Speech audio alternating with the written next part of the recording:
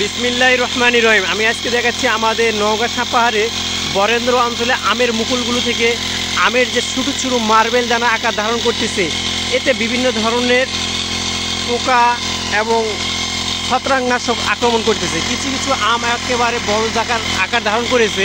আর এই আমগুলোতে অনেক সময় ছিদ্রকারী ডগা ছিদ্রকারী পোকা আক্রমণ করতেছে। তারপর হচ্ছে উকুন পোকা আমরা যাকে বলি। আর এটা উকুন পোকাকে সাধারণত বইয়ের ভাষায় বলা হয় থিপস, আর আমাদের লোকাল ভাষায় বলা হয় উকুন। এগুলোকে চেঁচে দেয়। এবং অন্যান্য আরও বিভিন্ন রকমের ফসলে এই উকুন থাকে, কিন্তু আমে যে উকুনটা ক্ষতি করে তা হচ্ছে আমগুলোকে চেঁচে নষ্ট করে দেয়। আর এই সময় আমগুলোকে প্রচুর যত্ন নিতে হয়, কারণ অ্যানথ্রাক্স রোগটি আবার আক্রমণ করে। আর আমরা এখন আম বাগানে কী কী বিষ স্প্রে করতেছি তা আপনাদের কাছে শেয়ার করতেছি। এ হচ্ছে পাম্প মেশিন। এই পাম্প মেশিন দিয়ে প্রথমত আমরা স্প্রে করি।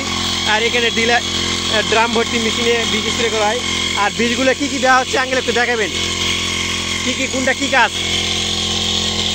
এটা হচ্ছে ডেসিস। এটার কাজ কি?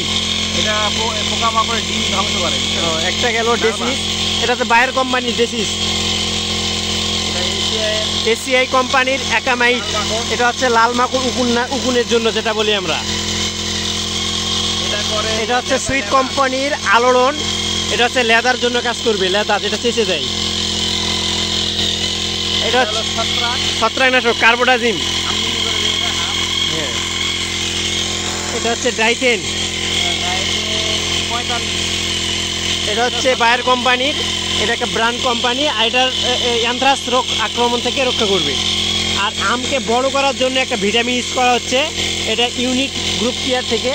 এটা 1 লিটার মাত্র দাম হচ্ছে 600 টাকা। 1000 লিটার পানি হবে। এই হচ্ছে আমাদের আজকে বীজ স্প্রে করার।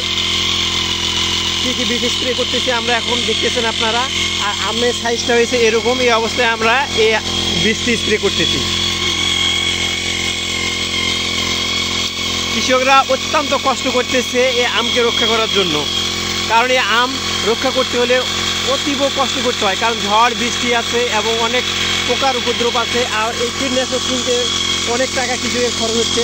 আর সবচেয়ে বেশি খরচ হচ্ছে এই যে এত জঙ্গল গাছগুলো, এটার ভিতরে বীজটা স্প্রে করা অত্যন্ত কঠিন কাজ। এ হচ্ছে আমাদের বরেন্দ্র অঞ্চলের আম বাগানের যত্ন।